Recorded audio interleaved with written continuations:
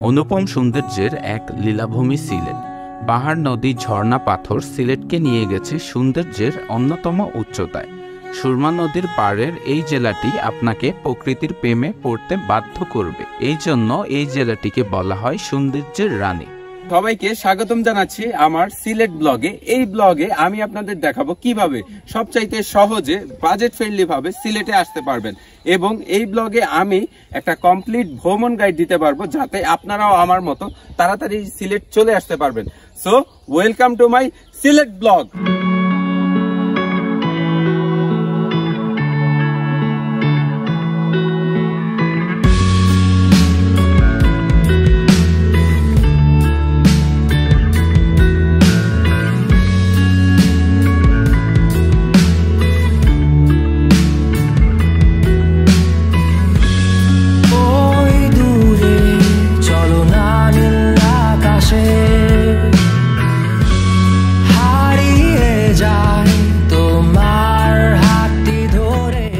সিলেট সুরমা নদীর পাড়ের এই জেলাটিকে বলা হয় সৌন্দর্যের রানী, কারণ এর মনোমুগ্ধকর প্রাকৃতিক সৌন্দর্য আপনাকে এই জেলার প্রেমে পড়তে বাধ্য করবে।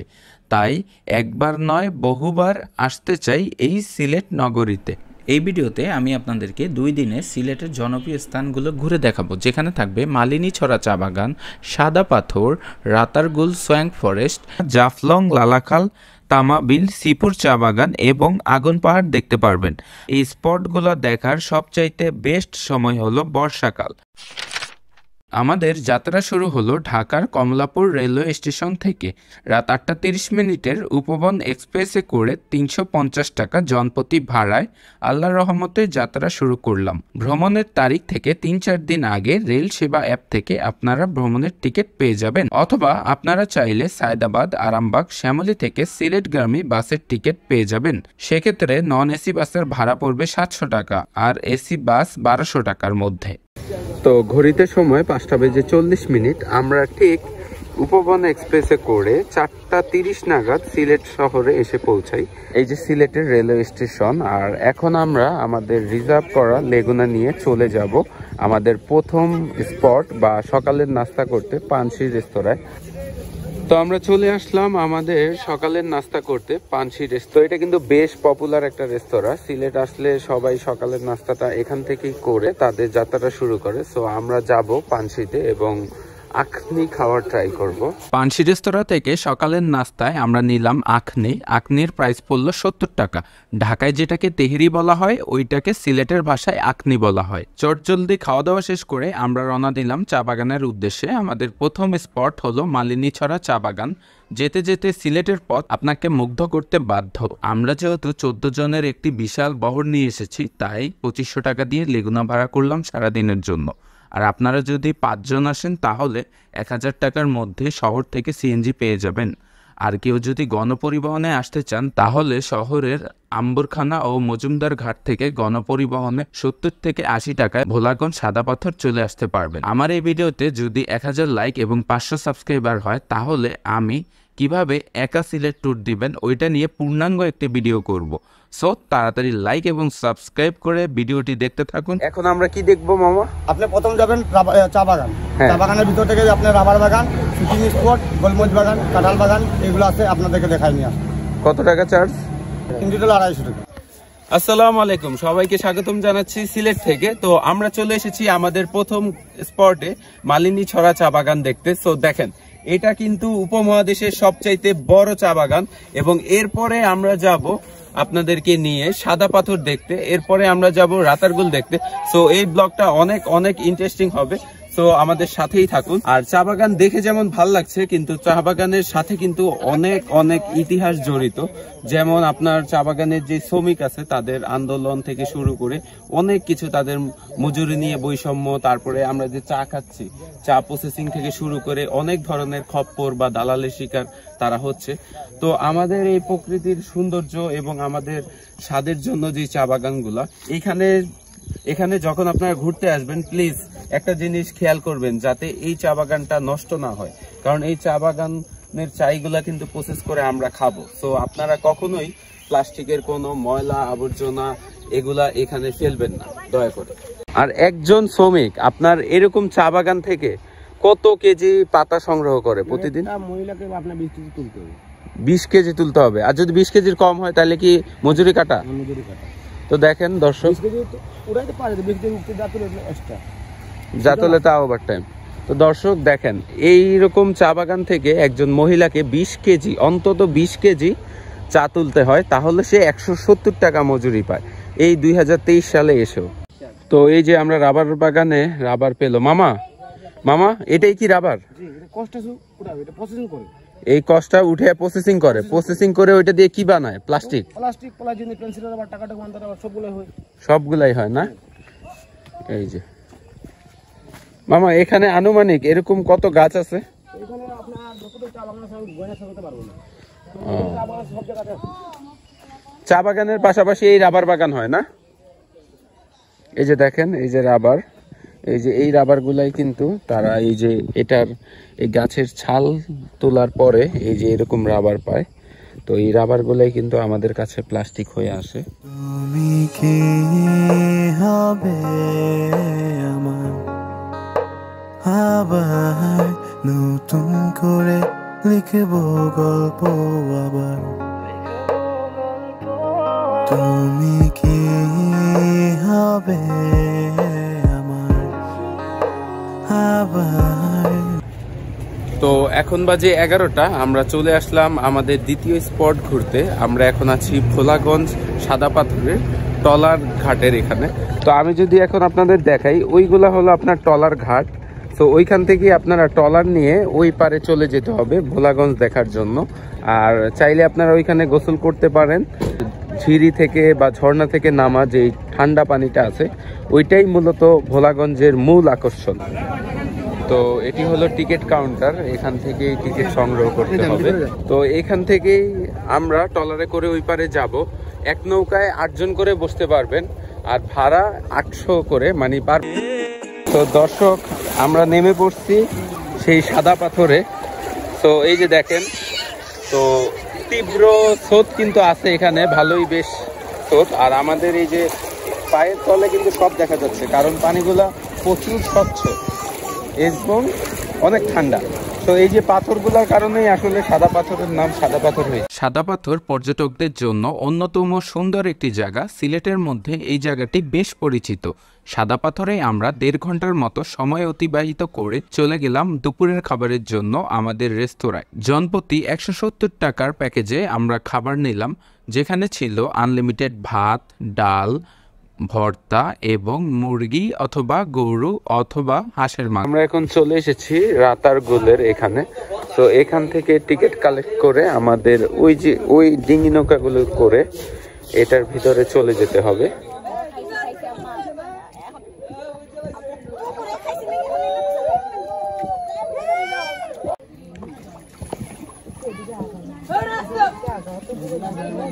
তো আমরা এখন ঘুরে বেড়াচ্ছি আমাদের সেই শেষ স্পট রাতারগুল সোয়াং ফরেস্টে।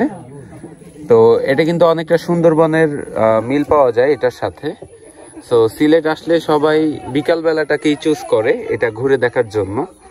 তো এই যে আমরা আমাদের সকল টিমমেট মিলে ঘুরছি।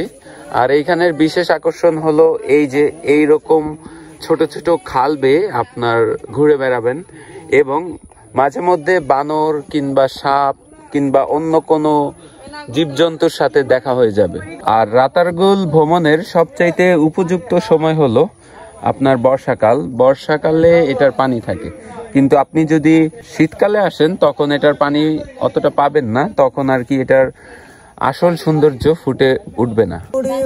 আমারে বালা পাউনি বাড়ি আমার সিলেটে, বাবা লন্ডনী, মামা তখন সৌদি আর সাসা ডুবাই, আমেরিকা তখন আমার আপন দুই ভাই, মামা তখন সৌদি আর সাসা ডুবাই, আমেরিকা তখন আমার আপন দুই ভাই, লেটেস্ট মডেল মোবাইল দিমো খাওয়াই মু বিরানি, ও পুরি খো আমারে বালা পাউনি বাড়ি আমার সিলেটে বাবা লন্ডনী ও পুরি খো আমারে বালা পাউনি বাড়ি আমার সিলেটে বাবা লন্ডনী। রাতারগুলে সুন্দর একটি বিকেল কাটানোর পরে আমরা রওনা দিলাম সিলেট শহরের উদ্দেশ্যে। সিলেট শহরে গিয়ে আমরা শাহজালালের মাজার দেখব এবং এরপরে আমাদের রাতের খাবারের জন্য চলে যাব পাঁচভাই রেস্তোরাঁয়। পাঁচভাই রেস্তোরাঁ থেকে 200 টাকা জনপ্রতি দিয়ে সাতকরার গরুর মাংস নিলাম।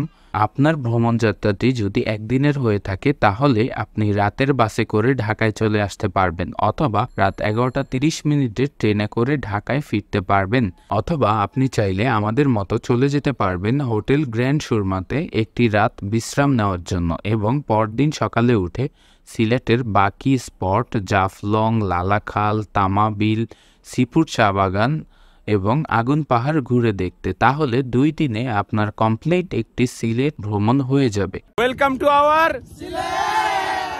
আমার সকালটি শুরু হয় গ্র্যান্ড সুরমা হোটেল থেকে, কারণ গতরাতে আমি এখানে স্টে করি, যার ফলে আমি কমপ্লিমেন্টারি হিসেবে সকালের নাস্তা পাই।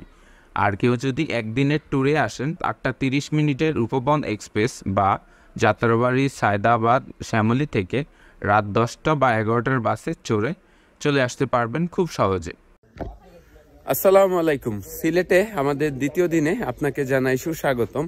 তো আমরা এখন চলে আসছি আগুন পাহাড় দেখতে। এটা কবে থেকে এখানে আছে? ব্রিটিশ আমল থেকে না? এই যে এই বুদবুদ গুলা যে উঠতেছে আমরা দেখতেছি, এগুলা কি এটার নিচে গ্যাস আছে না? সম্পূর্ণ গ্যাস। আচ্ছা, এইখান থেকে কি গ্যাস উত্তোলন হয়ে সিলেট শহরে যায় নাকি? না, এটা থেকে তুলতে পারে নাই, এখনো তুলতে পারে নাই না? চেষ্টা চালাইছিল সব নিচে। এটা আপনার সিলেট শহর থেকে কত দূরে? 20 কিলোমিটার। তো এই যে আমাদের গাইড, উনি আমাদেরকে আগুন ধরিয়ে দেখাবে। তো আমরা এই যে আগুন পাহাড়ে উঠলাম, এখন আমরা ওইখানে যাব, ওইখানে আগুন ধরাবে মামা। এই যে রাস্তাটা এরকম।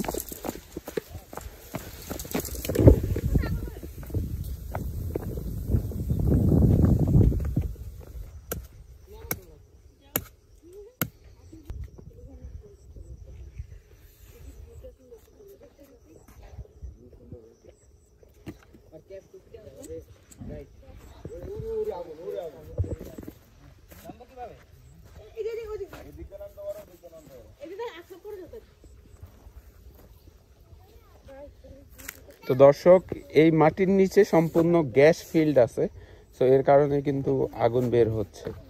তো আমরা চলে এসেছি আমাদের দ্বিতীয় স্পট লালাখাল ঘুরে দেখতে। লালাখালে আমরা কি কি দেখতে পারবো? চা বাগান দেখবেন, জিরো পয়েন্ট, নীলপানি। নীলপানি। আচ্ছা, পুরোটা ঘুরতে কত সময় লাগবে আমাদের? আসা যাওয়া লাগবে 1.5 ঘন্টা। 1.5 ঘন্টা লাগবে। কত টাকা করে বোট ভাড়া? আসা লাগবে 1.5 ঘন্টা। জিরো পয়েন্ট আছে, চা বাগান আছে, নামার সময় দেওয়া যাবে 1 ঘন্টা সময় দেওয়া যাবে। টোটাল 1 ঘন্টা নাকি 1.5 ঘন্টা? টোটাল ঘোরা সহ 2.5 ঘন্টা। 2.5 ঘন্টা। আচ্ছা, বোট ভাড়া কত করে? 1650 টাকা। কয়জন উঠতে পারে একটা বোটে? 8 থেকে 10 জন। 8 থেকে 10 জন। আচ্ছা, ঠিক আছে, তাইলে আমরা এই লালাখালের জন্য একটা বোট নিয়ে আমরা এটা ঘুরে দেখব। তো বন্ধুরা, আমরা অবস্থান করছি লালাখালে। সো দেখেন, জায়গাটা জাস্ট অসাম। তো এইখানে অবশ্যই আসবেন যদি সিলেট আসেন। আর আল্লাহ তাআলার সৃষ্টি যে কত সুন্দর, এইখানে বা আমাদের আশেপাশের প্রকৃতি না দেখলে আপনি ঠিক উপলব্ধি করতে পারবেন। সো দেখেন, পানির কালারটা জাস্ট ওয়াও, একটা কালার।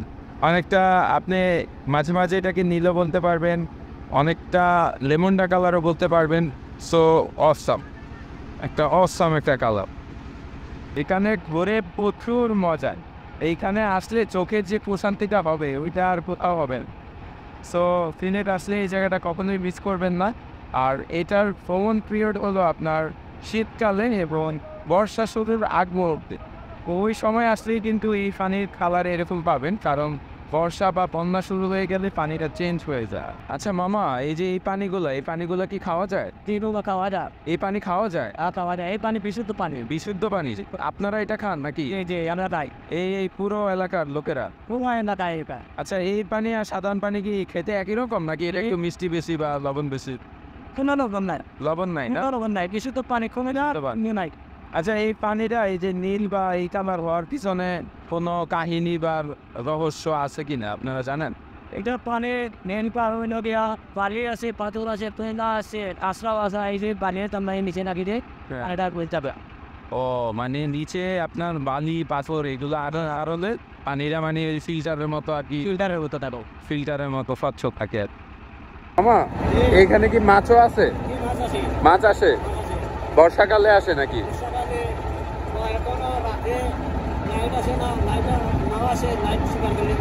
লাইট শিকার করলে মিলে না কি? এখানে কি মাছ আসে আর কি?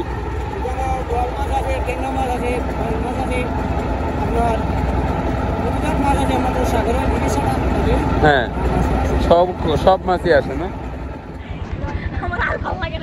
তো এখন সময় 2টা, এখন আমরা চলে এসেছি লালাখালে।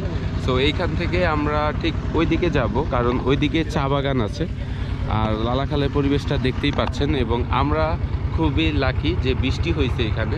সো বৃষ্টির পরে পরিবেশটা আরও ভাল লাগতেছে।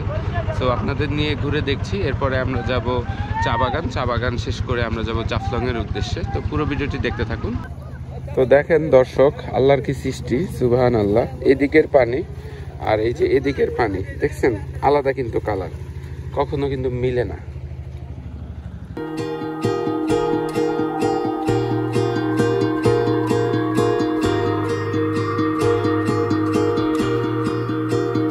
তোমাকে পাওয়ার কত আয়োজন, আহারে আহারে কত আয়োজন, তোমাকে পাওয়ার কত আয়োজন, আহারে আহারে কত আয়োজন।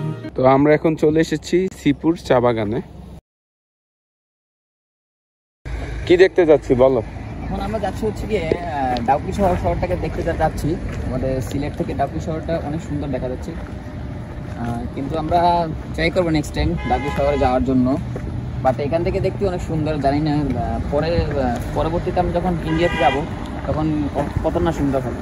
এখান থেকে 4-5টা ওয়াটারফলস দেখা যায়। তারপর ডাউকি শহরের গাড়িগুলো যায় ওইখান থেকে, ওই পাহাড়ের ভিতর দিকে দেখা যায়। খুব সুন্দর একটা প্লেস, যা বলার বাইরে। জাফলং এসে আমরা দুপুরের খাবারের জন্য চলে গেলাম সীমান্ত ভিউ রেস্টুরেন্টে। এখান থেকে আমরা 200 টাকার একটা প্যাকেজ নিলাম, যেখানে ছিল আনলিমিটেড ভাত, ডাল, ভর্তা, ভাজি এবং গরুর মাংস। দর্শক, ওই যে ওই ঘর বাড়িগুলো সবই হলো ডাউকি শহরের, ইন্ডিয়ার ডাউকি। ওই যে গাড়িগুলো ইন্ডিয়ার ডাউকি শহরের, আর ওইটা হলো আমাদের জাফলং মেন ডাউকি শহরই। এই যে এটা, এই যে এগুলো যে দেখতে পাচ্ছেন, এগুলো সবই মেন ডাউকি শহরের। 600 রাখবেন না? কি কি আছে ওই জায়গায়? এদিকে আছে খাসিয়াপল্লী, ফান বাগান, ঝর্ণা স্পট, জিরুফেন, চা বাগান, জমিদার বাড়ি এগুলো। তো আমরা চলে এসেছি জাফলং এ। এই যে জাফলং।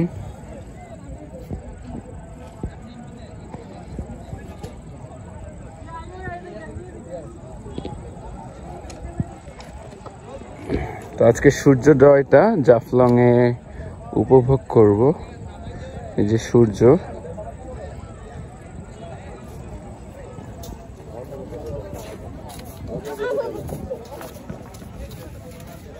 দর্শক দেখতে পাচ্ছেন ওনারা কিন্তু ইন্ডিয়ান পর্যটক। সো ইন্ডিয়ানরা আপনার ওইখান থেকে নৌকায় করে আসে, ওইটা হলো তাদের ব্রিজ, আর বাংলাদেশিদের জন্য হলো এতটুকু জায়গা বরাদ্দ। আপনারা চেষ্টা করবেন জাফলং আসলে একটু হাতে সময় নিয়ে আসার জন্য, তাহলে আপনারা রূপসী ঝর্ণা, খাসিয়াপল্লী সহ বেশ কয়েকটা স্পট বেশি দেখতে পারবেন। আমাদের এই ভিডিওটি আজ এই পর্যন্তই। আশা করি আমি আপনাদের 2 দিনের একটি কমপ্লিট ভ্রমণ গাইড দিতে পেরেছি।